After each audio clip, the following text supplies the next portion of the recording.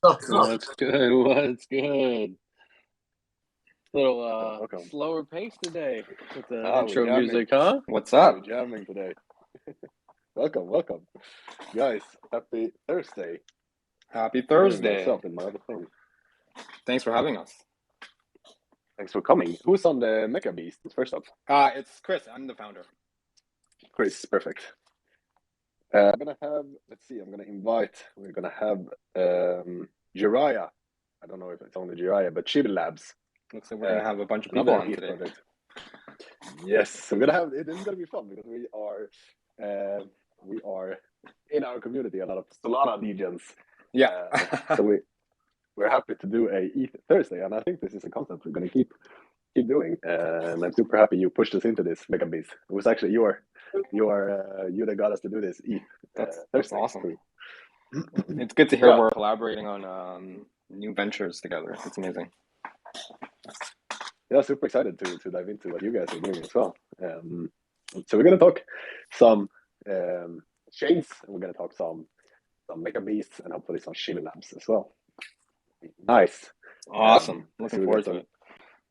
Some people joining us as well. How are you doing? Toasty and Peter, are you all right? I was just jamming to that song, dude. That was nice. You liked it, huh, Toasty? I liked it as well. Yeah, what's it called? What's it called? Potion. It's a new thing, a new song, I think. Okay. I just jammed it a little bit, and I thought this was the perfect Thursday intro. No, I love it. Love the music. The vibes are good. Yes. We invited Chibi Labs as well, and let's start it. Yesterday we talked some market talk, NFT market talk. That was really good as well. Didn't have any products with us. Today we're going to talk projects and ETH. That's going to be nice. So I think let's start it. Let's start the official thing. Good morning, good night, good day, and good evening, wherever you are from. And welcome to 67th episode of this wonderful thing we call the pod. We've had some rough day in the market. I haven't read too much about the reasoning, but I don't know if there has to be a reasoning. But first of all, we had the CPI report going in a little bit higher than expected. So I think that affected both the crypto market and somewhat the NFTs as well. What do we have? I haven't checked in some time. The Bitcoin price coming in at 19,001. It recovered a little bit, and the ETH price 1,274. The Solana at a poor $30 for Solana right now. Bro, I bought Solana at 27.80 or 28, like right at like the $28 mark today. It was quite a scoop. Watched it. It's a good thing about being on the East Coast. Get to watch things dip, and it hit into the 28s today. Had a buy order in at 27, 28, and then scooped me a couple. We'll see if that is the play. But you're already up on that trade, so let's see. It was very, very shaky earlier today. A big red candle this morning. Let's see. But enough market talk. Today we're going to talk ETH for one. And we're going to have these wonderful projects joining us called Meka Beast and Chibi Labs. Meka Beast is an upcoming collection, and Chibi Labs is already live on secondary and have been here for some time. So welcome to you guys. Just as we talked about this a little bit, just like a comparison between ETH and Solana, where we usually hang out, because I was curious about the size of the chains, I guess. So I checked the volume, and this is from what I saw, ETH had a volume trade of 11 million, Solana 2 million. So there is still a big divergence in these two chains, and ETH is ahead of the Solana, if I can say so. But I think we had like a point this summer, like we talked yesterday as well, in this, I think it was OK Bears hype, where Solana caught up to ETH. But still, like, I guess Solana have been catching up for the past year. Like when I first joined this, there was way much bigger difference in these two, in the volume in these two chains. Maybe we could start it with just asking you guys, Meka Beasts, like, did you ever consider any other chains when you first decided to make an NFT project, or is ETH like that is the go-to? That's a really good question. I personally actually started my journey in ETH I dipped into a bit of Cardano NFTs back in the day. I don't know if you remember Space Buds, but the saying, if it isn't broken, stick with what you know. I mean, we understand the movement of ETH NFTs and how the money flows there. But that said, we are watching Solana, AVAX, Cadena NFTs. All three of those chains are incredibly strong, and they're on our radar, and we're closely watching it, and definitely not writing off implementing any cross-chain sub-collections in the future. Awesome. Maybe for a future collection. Jiraiya, I see you just joined us. Let me know if Chibi Labs is coming as well. Just invite them and we can get this. But let's talk some more Meka Beast. Sorry, Jiraiya, you're up now. How are you doing? Mr. Jiraiya.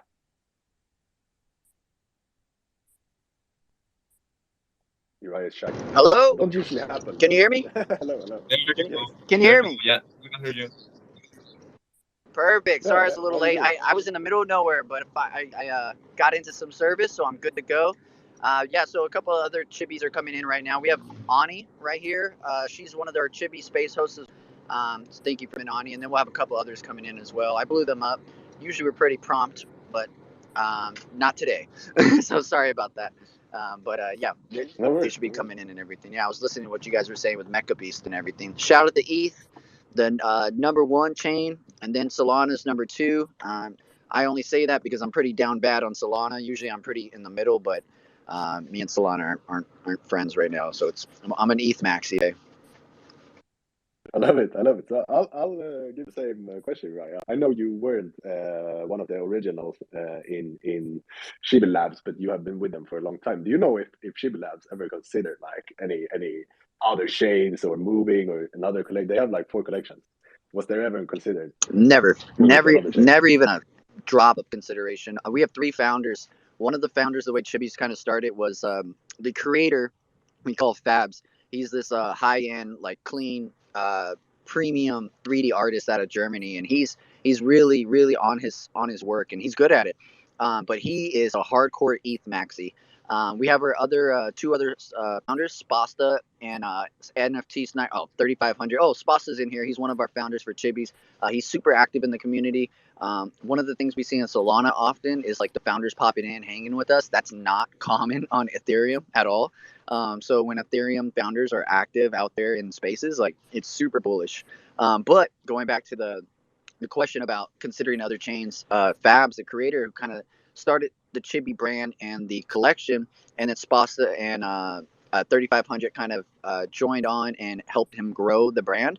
But he is an ETH maxi, and you should hear all the crap I get from him about me being on Solana. So I can definitely tell you that Fabs would not have let Spasta and Sniperbot get him on another chain, especially Solana. How you doing, Spasta? Yeah, what's going on? I'm about to hop on a live stream, but I figured I'd hop up here for a couple minutes until the studio is ready for me. What's up? Hey, what's up? Welcome, man. They just asked if Chibi's ever considered expanding to other chains or just staying at Ethereum. You know, it's interesting. I'm like personally, so I've been in Web3 a very long time. I originally started buying Bitcoin back in 13. I built my first startup in the Web3 space in 17. Like my feeling has always been that like ETH isn't the end all be all. And I don't know that it's Solana. I've always been somewhat chain agnostic. My hope is that there's going to be interoperability cross chain over time. So for me, it doesn't really matter as much, except for the fact that like when you think of NFTs as an asset, and you think about the 2 asset classes, it's like you have the NFT in itself, and then you have the underlying chain, which also has price volatility. It's like I would hope to live on a chain that has less volatility. And over the last year or so, I think we've seen that they're all pretty much they'll trade alike. When you look at like ETH versus Solana. So I'm somewhat chain agnostic. I think there is currency risk of living on one singular chain. That's why I hope in the future there's a multi-chain option. Yeah, I love that. I definitely love that. That's you make a lot of good points there. Yeah, I mean, I come from a finance background, and when I used to invest, like if I was ever investing in international stuff like international bonds, there's always, obviously there's credit risk of the bonds you were buying, but if you're buying international bonds, there's currency risk too. And you think about dealing with two different types of asset classes like that and two different types of risk, you could be right on the credit side and wrong on the currency side. And you could be right on both, and then you get these great exponential returns. But for us, we're building IP that I want to live on forever, and tying it to a singular chain that could potentially die or fail at some point in the future is obviously a scary proposition. Although there's the ability to kind of take that IP off chain and move it elsewhere. So yeah, again, I feel like I'm chain agnostic as I think about the future of Chibis. Hell yeah. And we only have Spasta for a little bit, so just real quick, Spasta, where you have to go. Can you I'm really bullish on you as a founder yourself, just because you're super smart and your background has proven to be super advantageous for the Chibi brand. But can you give a little background on you as your career and how you got into Web3? Yeah, sure. So like I said, I was a Wall Street guy for 13 years. I found Bitcoin, very early, and the thing that attracted me to crypto in general was the 24/7 nature of the marketplace. I believed in the technology for a long time, and I still do. It even kind of drove me out of my suit Wall Street job, and I built my first company on the blockchain in 2017. It was fantasy sports on the blockchain. It was kind of a twist on fantasy sports, very much in the vein of what esports had done with video.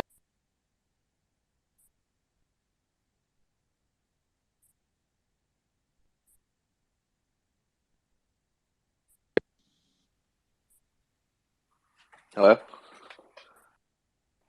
Hello? Yeah, sorry, I had a call coming in. Where'd you lose me? I'll just keep going. Does everyone hear me? Yeah, we can hear you. Yeah. So I sold that business 2.5 years ago, and the business, I got very much sucked back into the Web3 space and a different medium. This one being NFTs, because I came from the sports world and I saw what Top Shot was doing with the IP and licensing rights from the NBA. I was completely drawn in, and I loved the use case. Then I got very much into Zedron. I saw the gamification properties of it.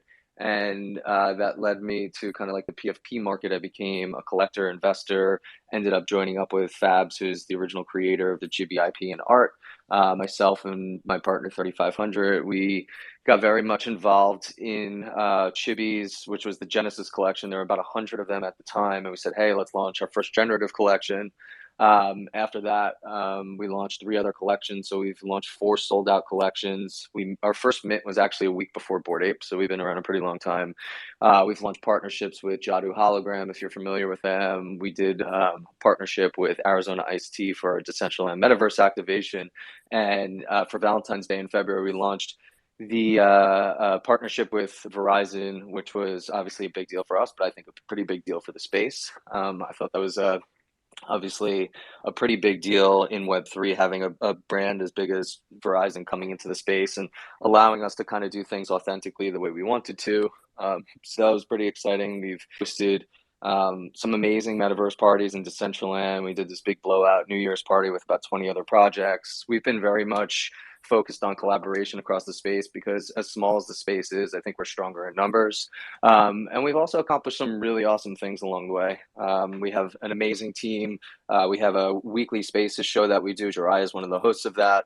I think we've developed such a good culture amongst our community. And, I think our goal ultimately, I've always looked at the Web3 space as kind of this democratized ownership ecosystem where our collectors own our IP, and my goal has always been to figure out ways to monetize that IP on behalf of my holders. I love it. Thank you, Spasta. I'm happy to hear from you as well. We've heard Chibi Labs Bullish. from Jiraiya a lot because he's and Alpha. Spasta's a really good-looking man. I've seen this guy in New York. It's the face, okay? I'm gonna hide behind my PFP though. I think my Chibi's better looking. Bullish on good-looking founders. But we're still building. We're still present. We're active. We just hosted our 55th straight town hall 2 weeks ago, so we've been going strong for over a year. My goal from the very beginning was I want to be front and center. I want to be doxxed. I want to be accountable. Whereas a lot of these other teams, are kind of wishy-washy. They took their money, they ran. Others kind of, just kind of dissipated over time. But we're here, we're building. We just struck up an amazing partnership with a studio out of New Zealand called Beyond. They're mobile gaming developers. They built all the Fluff burrows for the Project Fluff, and we're going to be building the Chibiverse with them. So we've got a lot of really, really interesting things still on the docket, and we're going to keep building through the bear. I love it. I love it. Thank you, Sposta. We got a little bit of your background and introduction to the product as well. If you had to, if you had to leave, we'll keep questioning Uriah here. I saw he changed his BFP as well, so he's representing Chibi here. That's perfect. Uriah has many personalities, so I don't get mad at him when he changes his BFP. No, but I'll hang until I get the StreamYard link to go live on that live stream I'm about to do. So perfect. And I want to give the mic to you as well, Chris, to give us a introduction and anything you'd like to share about the Meka Beast as well. No, thank you. Sposta, that was incredibly inspiring. Love the story. Thank you. Yeah, what can I say about Meka Beast? I mean, the project itself, let's just say it's based on self-empowerment.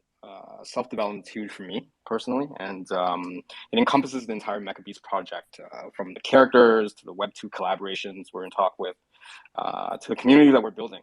The whole project, including the branding, will have hopefully self-development ingrained into the DNA of Meka Beast. It's on the forefront of the entire team.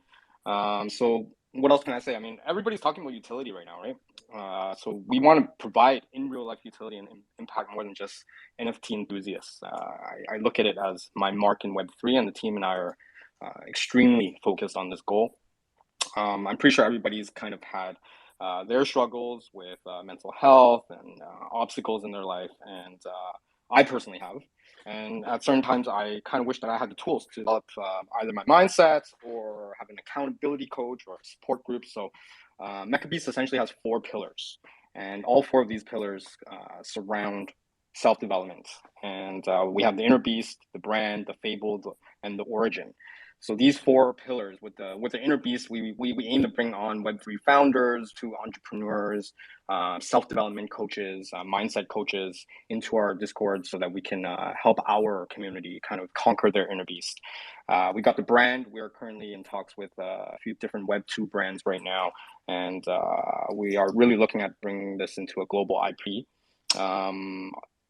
The story, we spent about like 8 months developing these characters, and we wanted to ensure that they're highly relatable, they're personable. Each of these characters have their own characteristics, personality, and charisma. Essentially, it's a story of adversity and just finding the strength within to conquer their own beast.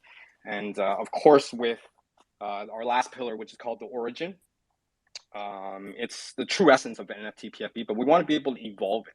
So while the story moves forward, our community will be able to evolve their PFP similar to potatoes, and just follow along and customize the PFP as we move forward using blockchain technology. I love it. Thank you. And I know we talked even prior to you guys setting up the brand and the Twitter and everything, but you're getting some. It's very early for you guys, but you're getting some good traction already. So excited for that. Thank you. Yeah, no, we've spent a lot of time on at least the artwork. We want to make sure at the very least the artwork stands out, and we are we're happy to be able to. You only get one shot to make first impression, so we take that very seriously. Yep. And I'm always curious when we talk to projects and upcoming projects, or it's already a existing project, to know, there is. When you decide to make it, and like, what is the benefit for you guys? What do you feel is the benefit for you guys to tying what you're trying to accomplish and what you want to do with this brand and tying it to an NFT collection? So, like, basically, I guess the question is, what is the benefit for you guys having an NFT collection tied to what you're trying to build? And let's start it with, we can start with you, Meka Beast. Yeah, no, that's a really interesting question. Our theme, I know I've said this a couple times now, our theme is self-development, and part of self-development is to be able to relate and have a sense of belonging. So our NFT characters, they're there to help our holders relate and identify with someone, and at the same time create a community that's focused on creating a safe space to grow. I firmly believe that we have an opportunity to push the boundaries of Web3 and blockchain technology, and really to make an impact with like-minded people, but at the same time have fun while doing it. So I personally am really hoping to provide the community with an outlet and tools to develop themselves. So I always follow the mantra to enjoy the journey. So I know that we are early, and as early adopters, I firmly believe that we have a responsibility in shaping the way and what Web3 will become in the future. So I hope that answers your question. Perfect. Yeah, so kind of a community aspect of it and having a belong, something that the NFT people love, for sure. Same question to you, Uriah and Sposta, and the Chibi team. What's the benefit of having an NFT tied to what you're hoping to accomplish?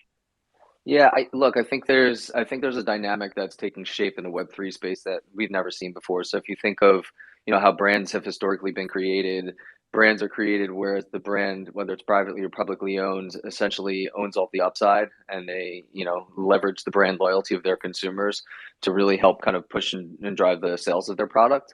I think you create this really fascinating dynamic here where essentially by democratizing kind of the ownership of the IP and putting it in the hands of the community become your best ambassadors, your best marketers, and it creates a culture unlike anything you've seen in brands. And obviously, we've seen this happen within the Bored Ape community and the CryptoPunk community, and at a lesser scale with other NFT collections. So when I think about empowering the community, I've seen it firsthand over the last year and a half what we've been able to do with Chivi's as a brand, what we've been able to do to empower our collectors.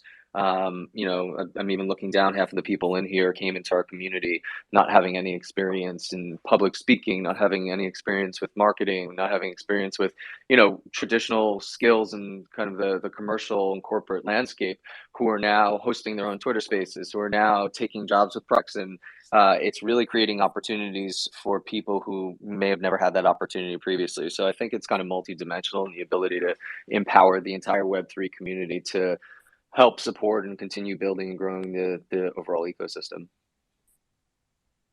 You're touching on a really interesting thing there, kind of the way we adopt the brands we buy into in this NFT space. Let's say, for example, I go buy some Tesla stock. I might tell my friends that, hey, I think Tesla is a good buy, but it's not like I adopt Tesla in the same sense that you would like. I would never put Tesla stockholder in my Twitter bio with these BFPs and then the NFTs. We go and tweet about it. We basically, as you said, become ambassadors once we buy into these brands. It's amazing. Well, it's also interesting because, like, historically, with you owning a Tesla and you driving a Tesla around, you're essentially doing free marketing for Tesla, the brand, and you're riding around in a depreciating asset. We've seen the ability of communities to influence prices and drive valuations of some of these brands up, and they ultimately participate in that. So you put the power in the hands of the collector here. Yeah, for sure. So what do you guys think about the current market? We've had a rough 24 hours, but in general, like in this, the first time we're having NFTs in a, not the first time, but the first time we're having some adoption of NFTs in a bear market. Are you guys in any way like worried about the current market and where we're heading? Can start with Chris. Yeah, that's a tough one.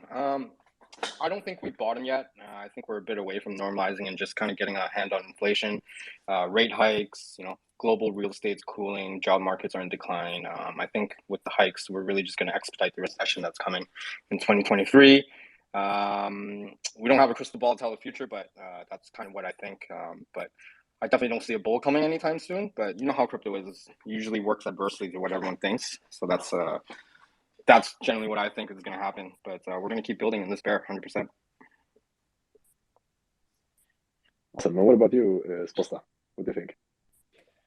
Yeah, I mean, look, I've lived through these markets before.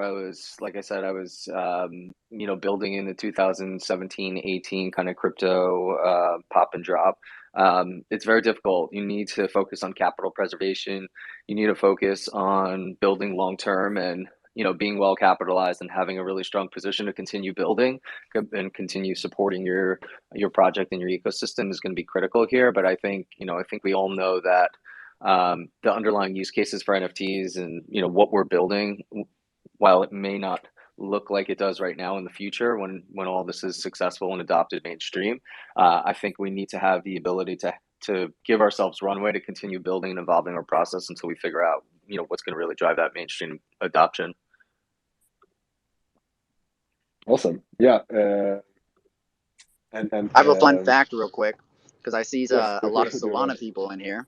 I know there's a bunch of Solana people, and I know there's a bunch of you who are DeGod maxis. So just know, Braylon down here, we have a bunch of DeGods in our community. Braylon down here, he's a diehard Chibi, been in the community for a long time. One of our founders, 3500, he's actually a DeGod holder.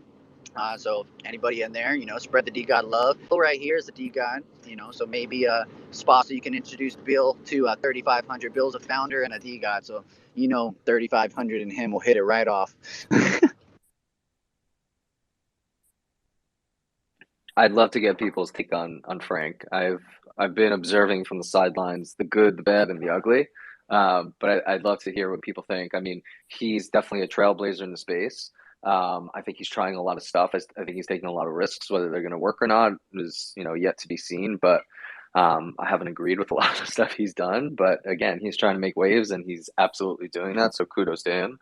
But that's not how I'd project. So I got a question for you. Since you've been around for over a year with your project, and so has the DeGods, when did you first learn of them? Because what Frank's doing and you're both project founders. I mean, all three of you are project founders, but seeing what he's done on a whole different blockchain compared to what's going on Ethereum. I think it's even more impressive because I think he started with a much smaller population and audience. So I have to give him a lot of credit for that. We came into kind of like the summer of last year with a lot of eyes and attention on the Ethereum NFTs. So it's been really impressive to watch the growth of DeGods. I never bought into the community. I've always been just kind of watching from the sidelines. I've been dabbling in Solana projects for the past year, so I'm not new to them. It's been tough for me to adopt them because the first handful of projects that I got into ended really poorly. So I kind of left with a bad taste in my mouth. But again, I have to give him a lot of credit for everything he's done. He's a young guy.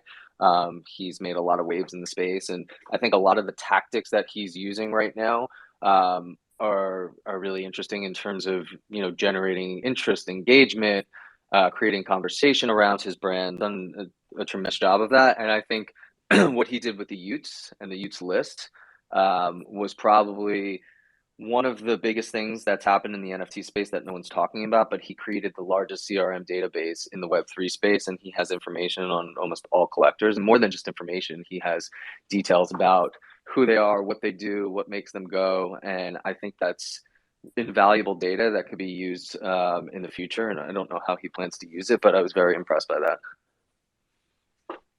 It was impressive for sure. Yeah, I mean, no worries. Yeah, it's because a lot of the people that I've come across, we all started on ETH and came to Solana. But now that the merger and everything has happened, how have you seen that affect your sales and your growth? I know like the market's down, but like with the whole merger, because now it's a lot cheaper to trade on ETH, at least in my opinion. Yeah, I think the merge is somewhat irrelevant to the price action, to the activity, because I think the market was in decline prior to that. The pace of adoption that we saw from like September of last year even to like maybe February of this year has obviously like slowed down to a screeching halt. And look, this is like every other cycle that I've experienced in these spaces, right? I saw this happen in crypto in 17, 18. I watched this happen even in a shorter period with Top Shot from, February 19 to December 19 to February 2020. And it's just amazing to watch. But what happens is when liquidity dries up and price action declines, adoption slows and people end up just, leaving, and kind of suss out who is there for the right reasons and who is there, to make a quick buck.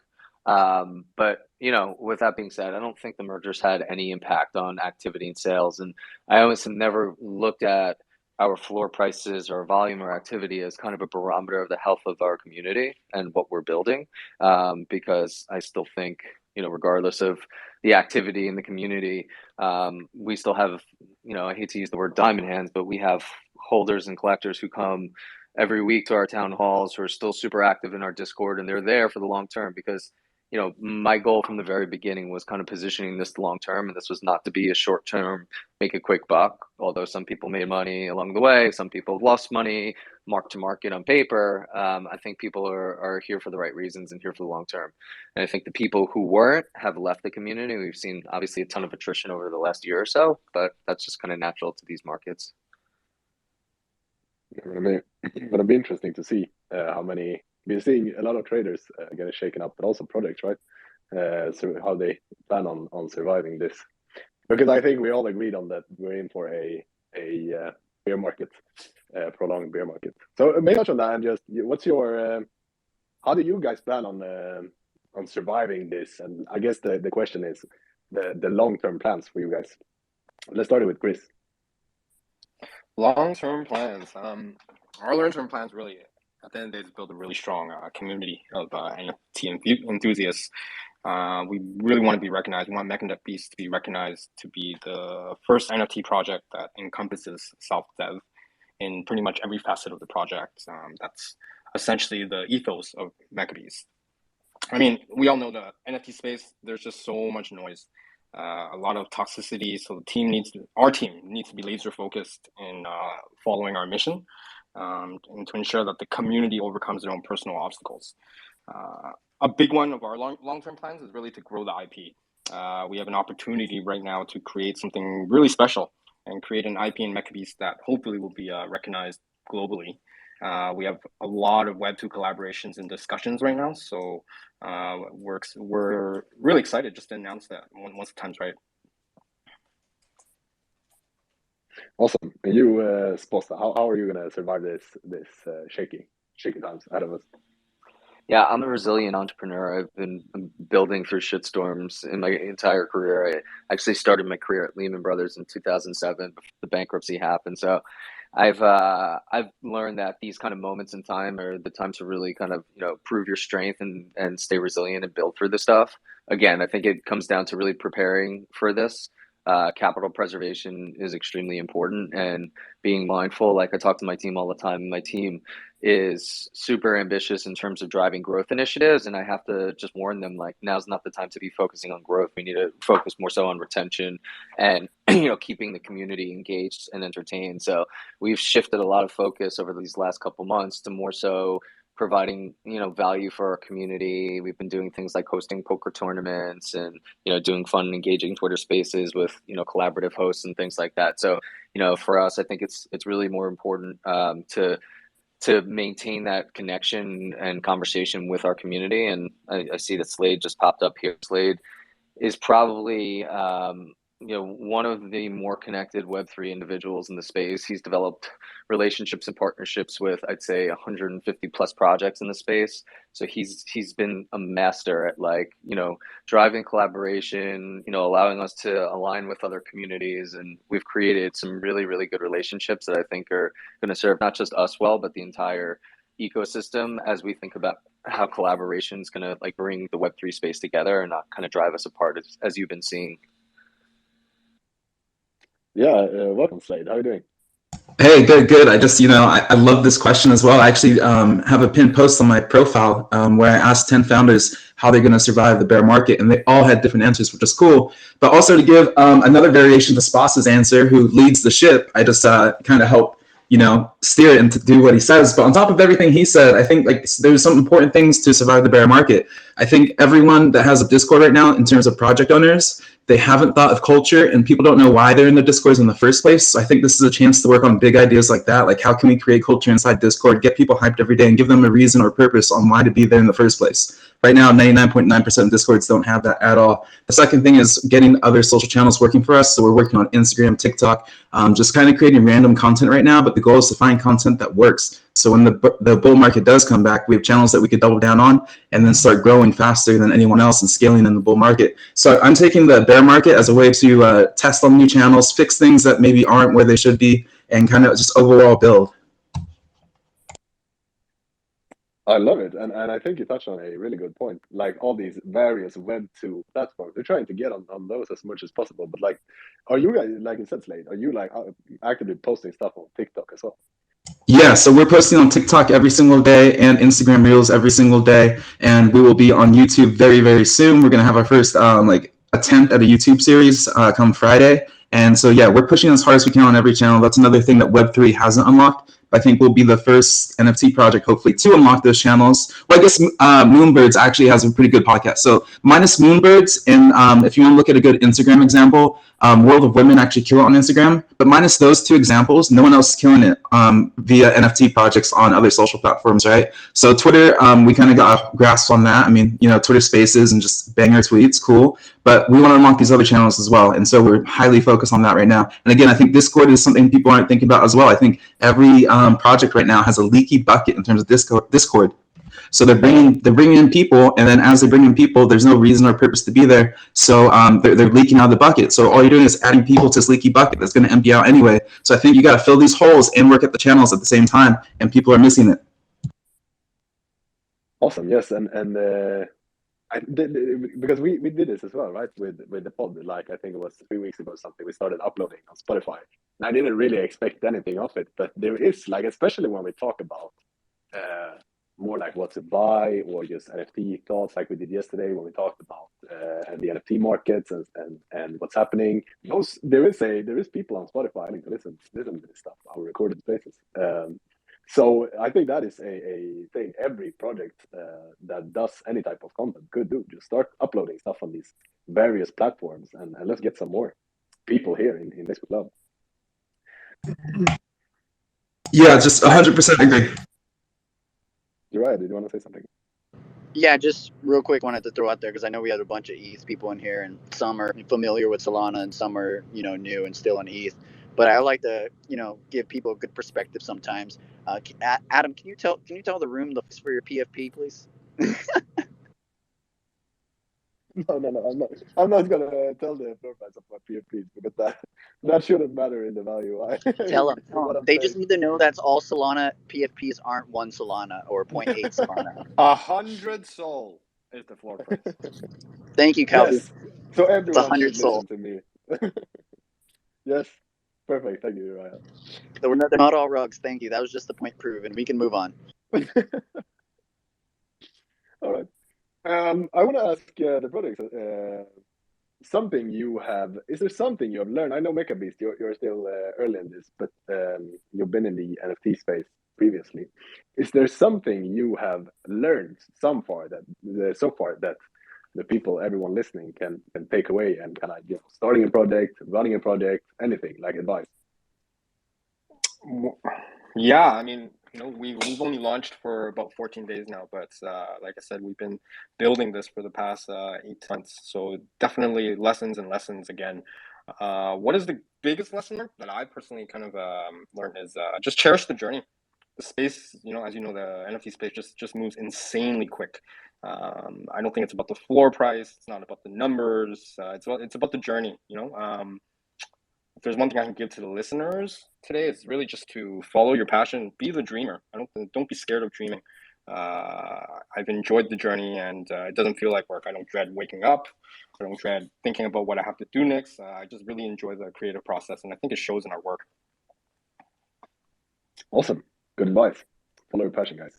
And also to you, supposed the same thing. Then we're going to take some listener questions. But I want to ask you the same thing. Anything you have learned in your on your fourth collection now?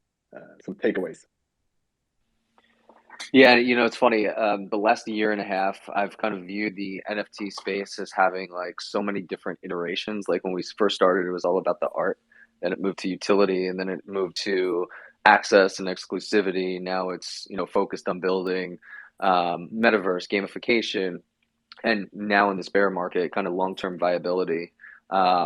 It's been interesting what has motivated people along the way. And like I said, I've been trying to educate our community throughout the way, understanding that, this can take many years to develop, and it's not just about the immediate utility or immediate price appreciation. And I think that's definitely helped. I think I think adding value to the community and educating people has been like one of the more rewarding things, and I think it's brought immense value to our community. I think even the broader community, because I think it's allowed people to kind of grow and mature over time. And I hope, based on some of the education that we've provided to our community, we've saved them from rugs, and we've saved them from bad projects, and we've saved them from overexposing themselves to NFTs in a way that, they maybe weren't financially comfortable doing. So, it's been really interesting. I think the NFT space there's been a huge focus on just kind of like social, it's almost like individual psychology and understanding people's behaviors and what motivates them and stuff. And I think a lot of people have made poor decisions just based on things like FOMO. So I think we've removed ourselves from that period, and I think we're in a really good position now to continue building and growing from here. So kind of tail spinning off that, since you've been here a while, what is something you would tell a founder not to do? What was, say, one of your biggest mistakes that you've done and be like, man, I shouldn't have done that. Like I've seen these guys do this. That was a bad mistake that I did it with them. Yeah, I mean, my best advice to founders is, come into this with an open mind. The expectations from the very beginning shouldn't be about making money. It should be about, building something special. It's like if you were looking to build something that's going to deliver value to people, then, if you're looking for money, and obviously it's not just about money, but it's about supporting yourself, because a lot of people take a lot of risks to be in this space. The money will come in the future. So, I would tell founders that they should be thinking long term. In this current market right now, if you're going out and you're doing a 10,000 mint or something like that, the expectations shouldn't be that you're going to sell out the mint. And if you do, amazing. But, think about, if we're only to sell 1,000 of the 10,000, what does that mean short term? What does it mean long term? Create expectations and be able to manage the community's expectations around what happens if we don't sell out, and don't rely on that mint money to continue building. Rely on, your skills and expertise and what value you think you're bringing to the overall ecosystem to help really, whether it's drive sales or drive engagement, and everything else will fall into place after. Awesome. Thank you. Some great advice here for any future project founders. I know a lot of people have ideas what they want to do, and looking for advice on how to execute. Let's take some questions or concerns or discussions or anything you guys want to talk about, but mainly questions, and open the stage here. Does anyone have? Kobe, you usually have some questions. Do you have anything today? Yeah, I'm testing my question out right now in Decentraland. So give me a minute, because I'm kind of confused. And I'm very confused about the gas price. I just put on just enough money to buy something, and now it's 10 euros for a fucking fee. So I'm out of money right now. So give me like two to 5 minutes. But yeah, one quick question to Meka Beast in the meanwhile. Why don't you have a Discord yet? I have only gotten into your paper hand Discord through your website and through finding your random links, which you haven't posted anywhere. It's coming, my friend. We've launched about 14 days now, just about. So, it'll be out the next probably a little bit. So, you're just gonna have to keep watching, my man. I got a question for Meka Beast. Been checking out your Twitter right now. I see some cool kind of like previews, but not like a full-on picture of the actual PFP. Yeah. You wanna sneak a little preview to us, or give us a little alpha? I'm curious what they're gonna look like. It looks dope, like some animals mixed with like a mecha kind of Gundam style, which is, I'm all about the animals, but no, I think it's dope. Yeah. But when are those gonna be released, or when are we gonna see those? We should have something coming. It's all part of the strat, but we should have something coming in the coming weeks. If you actually look into the video, there we've set aside a number of marketing NFTs and marketing characters. We just want to make sure that we're consistent on all platforms. So the video, the slicing animation should show you some of the previews. Although those aren't finalized, but we'll be getting that very soon. Cool. Thank you. It seems like, Chris, I can tell that you are very like structured in your execution. Something I don't know if this is a E thing. I've talked to some Solana projects that do this in a very good way. I think when we spoke to Autumn Mob, for example, they had the strategy, everything in place prior to even the first tweet. But do you have it all like in your head and on paper? Like this is how we're going to execute our pre-mint and maybe post-mint as well. 100%. That's a really good. That's a really good question, and I'm really happy that you saw that, just because we planned this out for the next at least 6-7 months. We have alternative plans if it goes A, B, or C, so all the way down to HF. So I can say at the very least we know what we're doing, and we have a strategy for everything that's going to be coming. Have you guys minted a project before? It sounds like it. No, actually. No, I have not. That's why, Spasta, thank you for all that very insightful information. I really enjoyed listening to you talk about that right just now. But no, I haven't. There's a lot of different people that we've been talking to in the Web3 space and have been for the past 8-9 months. So, we're like a sponge, just trying to learn as much as we can from a founder's perspective versus from a trader's perspective. It's nice to be on this side of the fence. Well, that's smart, because those are two completely different things. Absolutely. Being a founder and being a trader. So going off that, who's kind of been your role model, or what was your inspiration, or was there a NFT project that kind of inspired you that you've been looking up to, that you've been being a sponge off of?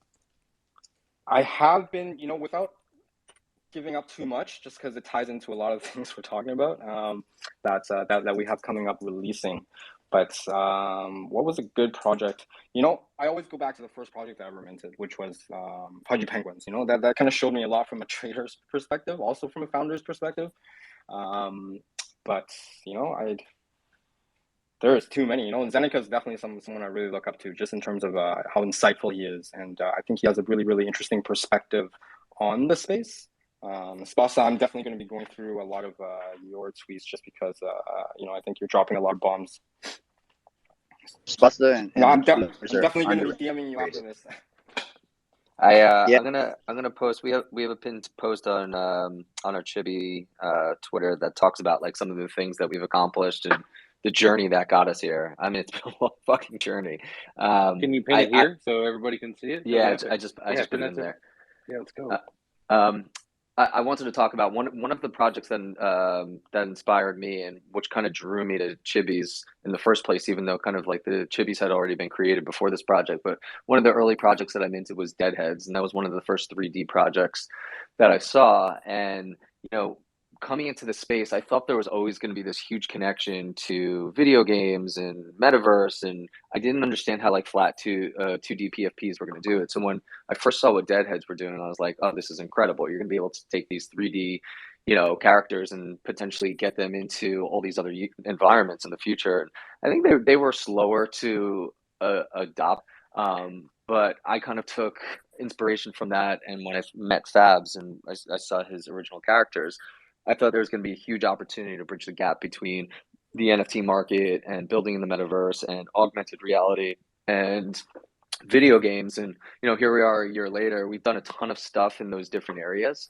I mentioned the Jadu partnership that we did, some of the metaverse stuff that we've done, but I still think we're very early days in taking these IPs and starting to integrate them into things that we spend a lot of time with and commonly use, like video games, for instance. There's going to be a time where you're going to be able to take your chibi into your favorite video game and play as your chibi character, and that's something that I still have high aspirations for. And I think it's gonna be the video game publishers that have to allow us to essentially like build an SDK or something like that to integrate those 3D assets. But all of our 3D assets are rigged and ready for all those different environments, so we're prepared for that. Awesome. Let's take some hands here. Future first, and then Kobe. I was just going to ask Meka, the promotional video that I saw looked like there were some sneak peeks of what the PFP may be looking like. Is it a profile, side picture of it, and are they facing left? Is that the plan? Sir, bust up side profile. And then I don't know if you had this discussion with many, but I believe on ETH it's still facing right as the typical. So I think a lot of people might question you on why they're facing left and stuff like that. That's just what happens, at least over on Sol. Everybody puts up a big fit because they're not facing right, and you even have a portion of people that might say, "I'm not minting it because it's facing left." So I just wanted to bring that up. But I do like the art; it looks pretty epic. And then for both projects, I like to ask this: what is the favorite utility that you'd be bringing to a holder? Like, what do you feel is one of the biggest benefits that a holder is going to have by, having one of your NFTs? Meka, you can go first, and then Chibi, take it over. Yeah, no, that's a really good question. We're going to close the gap between some of our community and giving them access to established entrepreneurs in the Web3 space, in the Web2 space, whether it be in mentorship seminars or Q&As, monthly Q&As. So we really want to provide our community with a in real life utility to access these self-developmental tools. So I think it's not spoken about enough, and that's the wave that we want to be making in the space. Yeah, for us, like as I was just mentioning, I think it's really critical that we put the IP rights in the hands of the collectors. As I mentioned, when I mentioned before, the ability for us to monetize on behalf of our collectors, like figure out ways to help them commercialize their IP, their PFPs, and their assets by creating, commercial opportunities, whether it's brand partnerships, sponsorships, whether it's bringing those assets into video games and things like that. I think long term, that's something that we have a lot of focus on, and I think it's something that's going to be critical as you think about, Web3 brands scaling in kind of like the broader mainstream. Awesome. Thank you, guys. Great answers. Appreciate you both. Awesome. Awesome. Kobe, have you prepared your question? Are you ready? Yeah, I have a couple. Okay. I almost texted Spasta because I don't know how accurate this question is because I'm confused about the roadmap. I have been rereading it for like half an hour already. I'm confused where they are right now, but fine. Okay, easy question. Is the main goal of Chibi Studios, which is gonna be the content creation one, to let the Web2 know more about the Web3 and bring people on, or it's gonna work as a SaaS? For people who don't know what a SaaS is, basically you're providing something and somebody else paying you. And what do I mean by a SaaS is a marketing agency. So because you can take over multiple, as you said, different like social medias, would you offer that as a SaaS for other projects to market themselves? Because now it's only Twitter, pretty much. Or you would just do it for your project. So is it just bringing people on or making money from doing that? Which one? Yeah, so we actually have like pretty big aspirations, and we've been talking to a much bigger partner in the Web3 space.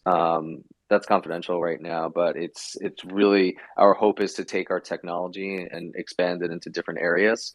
One of the interesting things that we did with our last collection, Chibi Friends, that's our companion collection. That was the first evolutionary NFT. So it started as an egg, and the NFT essentially transform over stages, and you would essentially transform them by performing and participating in our game. We launched our own proprietary game, the Chibi Friends game, and what's been really neat and unique about that is the game is an off-chain game, but it has on-chain implications. So the better you perform, the more coins you generate and the higher XP you generate. You could actually transform your egg into a baby pet and then to a fully grown pet. Depending on the performance, the NFT will evolve with different traits. So like the better it performs, the rarer the traits that it gets in the final stage. And one of the things that we were able to do by creating that is, figuring out ways to make changes off chain that have, future on chain implications. Some of the things that we've been playing around with are upgradability features, so the ability to, add and remove traits from your PFP. And a lot of the technology that we've built and a lot of the IP that we've been developing is something that we believe, could be applied to other projects and other IPs and brands in the Web3 space. But obviously, we're focusing on ourselves for now. So, When I think about the content studio that we're building for the future, this is more so empowering our current community to, own, operate, and kind of manipulate their own PFPs and IPs, and then use those assets in a bunch of different ways, whether it's in 3D animation, whether it's in video games or some other environments that we've made the assets ready for, and having this creator economy get built and evolve over time that includes our community who is actually generating a lot of the content. Are your NFTs mutable or immutable? Immutable in what sense? That they can be changed? They can be changed, yeah. Okay. Yeah, as I was mentioning before, the Chibi Friends collection actually morphs and changes over stages. So if you buy a Chibi Friend egg and you play it in our game and you earn XP and you earn coins, you could actually go and transform that egg to a baby, to a fully grown pet. And you just Is that the update only one in your collection? Because there's 3 or 4 collections. Is that the only one where the NFT changes? That's the only one where the NFT changes right now, but we're going to be applying a lot of those principles to some of the other PFPs. This was the upgradability that I was just mentioning, the ability to either add traits or remove traits from your existing PFP. But that technology does exist right now. Toby, feel free.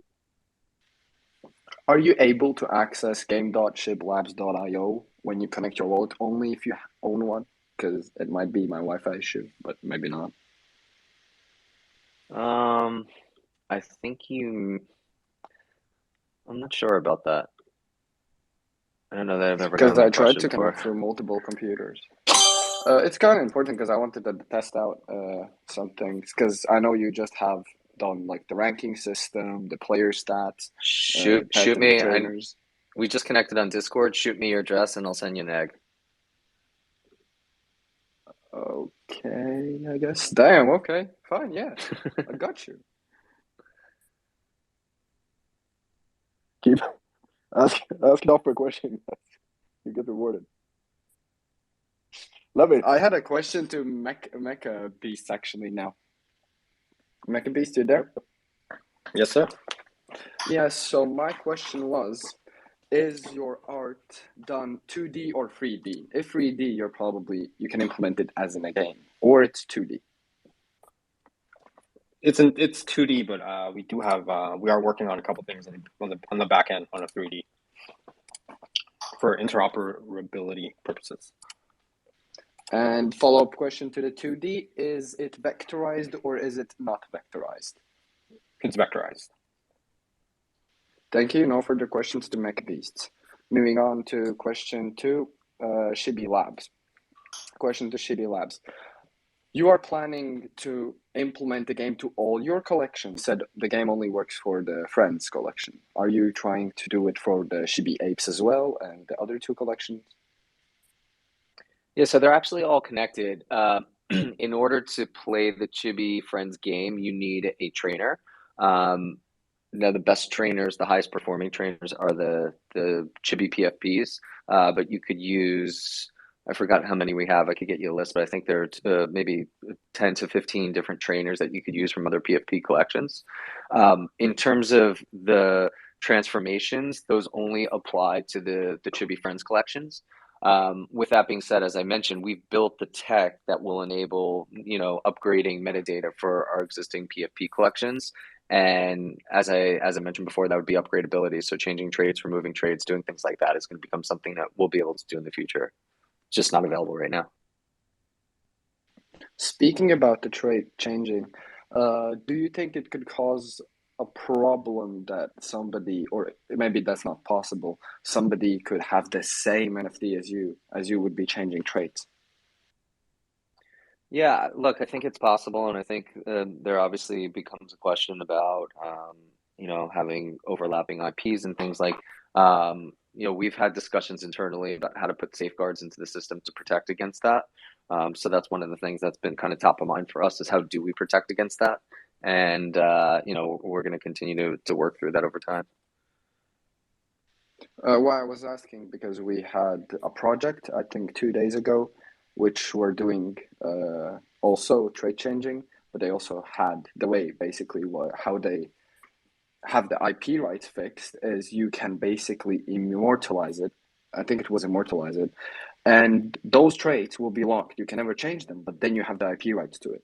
So basically, that trait combination can never be had ever. So that was how they solved it. So I was wondering how you did it, but I guess Yeah, they're still coming up with that. yeah. Look, there are a lot of questions around IP right now for a lot of good reasons, right? So when you think about Bored Apes and people are like, oh, what if I went and commercialized my ape? And what if I did this with my ape? And then I sold the licensing rights and all this stuff. What happens if I go out and sell my ape the next week to, you know, another person? And then that other person is like, hey, this is my ape and it's on, you know, these beverage bottles. It's like, do I then claim the IP? Do I claim the royalties and the revenue streams? It's a really interesting discussion. It's ongoing. I know a startup that's essentially building smart contract technology that tracks a lot of this stuff, and it will, you know, create the appropriate ownership and you know, the royalty revenue stream to the rightful owners. But it's an ongoing conversation. Again, this is so nascent, right? We're like a year into this and only a couple months into really kind of thinking through how IP rights are going to be impacted in the future. So it's going to be an ongoing discussion. You know, I think it's something that's exciting, right? If it gets to a point where our IP is mainstream and it's been adopted by, you know, the traditional consumers, that's something obviously we'll get our lawyers involved with and start having discussions around. But you know, that's a good problem to have when it does come up. Thank you. No further questions. Adam, please pick somebody else for the questions. I'm preparing something else for Meka Labs. Meka Beast, sorry. I feel like I was just on the stand right there. No further questions, Your Honor.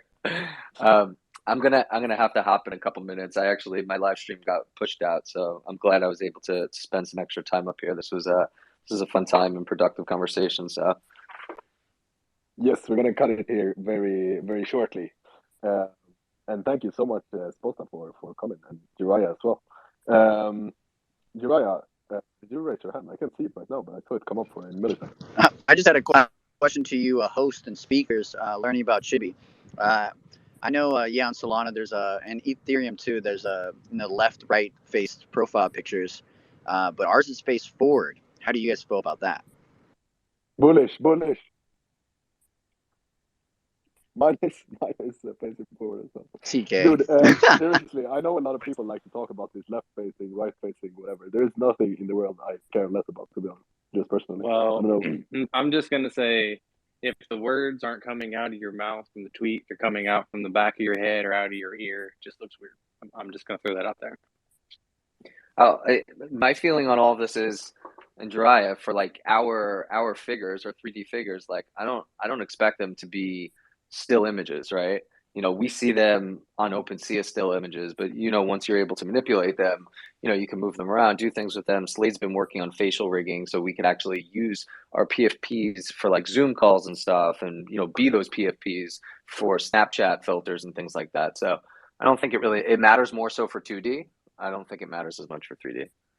You're completely right, because I've seen some of the people make content with it, and you can see it from all angles, even the layers, even the teeth when it opens its mouth. I didn't even know they had teeth because some have their mouth closed like mine. But when you smile when they're rigged on the Snapchat or Instagram, you can actually see their teeth. It's pretty sick. But the one thing I will say that is a flaw, but it's a cute flaw. It's kind of like an Easter egg flaw, and it's kind of funny. We laugh about it all the time in Chibis. But our creator Fabs, he created the Chibi Apes as the second collection. And we always mess with them because our Chibi Apes, the one I'm wearing in my PFP, it has a tail. But we always mess with them because we later found out apes don't have tails. So we mess with them all the time. But it's good to make fun of yourself, and it's kind of one of those that's things. when I talk about upgradability. That's Chibi Apes. You're going to be able to remove the tails. Oh, yeah. Actually, apes do have small tails, just not long ones like our Chibi Apes do. So They're like bulldog tails. He's like, shut the fuck up, Josh. Shut the fuck up. I love it. Oh my fucking god, guys. Thank you, Raya. That is alpha. That is alpha, if anything. I love it.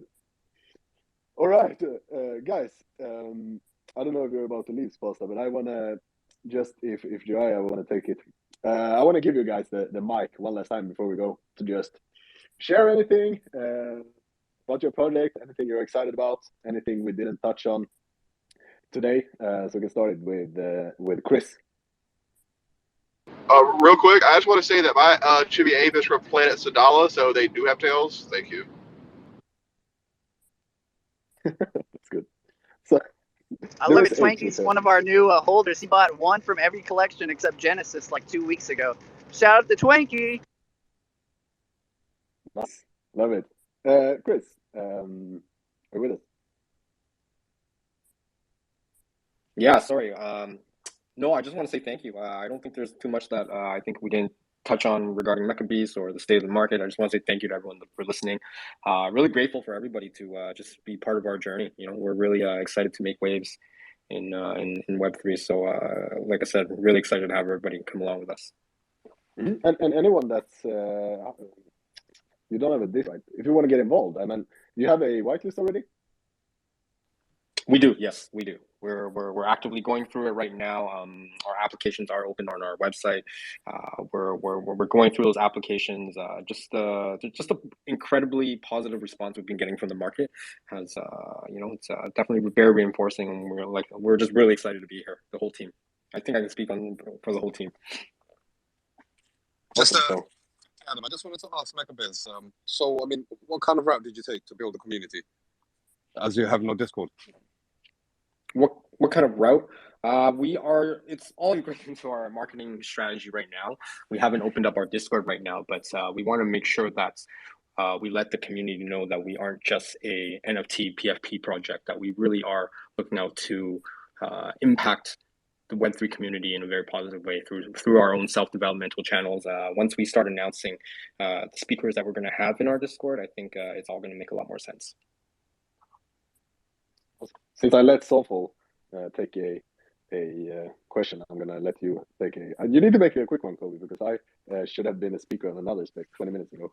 So make it a quick one. That's a quick one.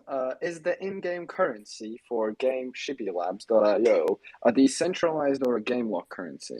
Game locked currency currently. It's game locked, so that's for the utility in the game only. I see. Thank you. No further questions, Adam. You shall move. Perfect. Thank you, Kobe. And also to Jirai and Slade, anything you want to share about the Chibis before we go? For me, I'd say final word from Slade. I'll let Slade take it. But I wanted to say to Chris with Meka Beast first that I want you to connect with Slade. Slade is Chibi's, basically. He runs behind the scenes. He's the next important guy after the founders. So get in contact with Slade, and we'll definitely, talk about some collabs or something to connect. We like connecting with other Ethereum projects in the space. But I'll let Slade do the final words. He's the man. Yeah. Well, I feel like we covered a lot of Chibis. I don't need to show anymore. Definitely go buy one. Apes are my favorite. Galaxy is a lot of other people's favorite. It's whatever you like the best. There's no utility between the apes and the Genesis. You do actually, or the apes in the galaxy, there is actually utility in the Genesis though. But what I want to say is just, I think everyone should be taking advantage of their market as much as possible. Like, you're building first and everything. Your mic's kind of cutting out, my man. Oh, okay. I have bad internet, so I might be screwed here. I might have to just leave. It's okay. I'll take it over. It's okay. Basically, we talked about everything, previously with Spasa, so I'm not going to go too much into it. The main parts is the founders are present. I just messaged Spasa, was like, yo, can you pop in? He popped right in. He wanted to support. He always does that. I can count on him. We got partnerships with Verizon Wireless, Arizona T. We've been around since before Bored Apes. We have 4 collections. The highest listing percentage on each of our collection is 4. The lowest is about, I think, 1.5. So I'm bullish on the collection. I'm bullish on the team. I'm bullish on everything we're doing. And there's actual utility. I own everything with IP rights. So I became a collector before I became on the part of the team here on Chibi. So super bullish. And this is the one project I would give my friends to tell them, yo, just grab a couple bags. I promise this will be, bigger in the future.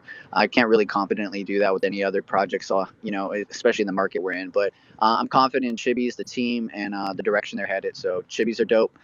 Grab yourself a Chibi. Twanky got a Chibi. Bunch of other Solana homies in here got a Chibi. Braylon down there, he's repping that dead god, but he gets a fat bag of Chibis. they're the move. But yeah, that's it. I appreciate everyone and their questions and coming to support. And thank you for all the Chibi holders in the crowd. I see you guys. You guys are awesome. Way to show up for the Chibis. Thank you for that. Awesome. Thank you, Jiraiya, and thank you, Slade, for the tribe. I hope Jiraiya did a good job taking over there. I'm gonna check your guys' TikTok because I'm super curious, like how you implement like NFTs and everything in TikTok. Yeah, interesting. Hope you guys had a good first ETH Thursday. I know for a fact I had a great ETH Thursday. Nice to talk some ETH projects for once.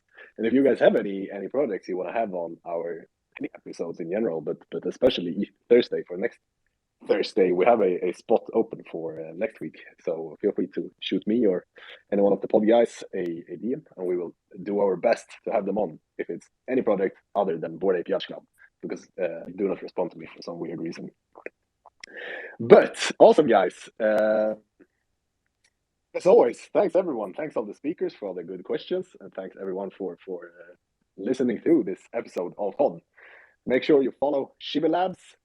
Make sure you follow Meka Beasts, and if you like to listen to us ramble, you can give the pod a follow, because we are going to be here every Monday through Friday, 2 p.m. EST. Tomorrow we're going to have an open mic, which means we're going to bring on a bunch of projects. Anyone that want to come on can come on and give us. It's going to be a little bit shorter, higher pace. Bring on our friends, give us an update about the project, and see where it goes. Awesome.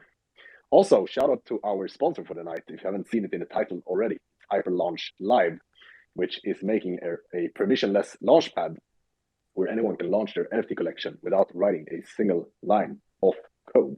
It's also, for now, it's Solana, but for the ETH people, it's going to be on ETH shortly. So make sure you go there and sign up, and you can hopefully get your ETH product launching soon. They specialize in the minting experience. You can get a really nice minting page for your brand. Makes it look sexy for your future holders. Awesome. Thanks everyone again so much for coming on, and thanks to these wonderful projects. And until next time, peace. Let's see what we got for the outro today. What do you want, TK? See you guys. Thank you so much. Really appreciate everyone's time. Thank you.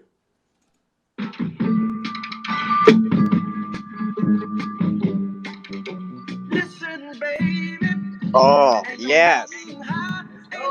Ain't no valley low, ain't no river wide enough, baby.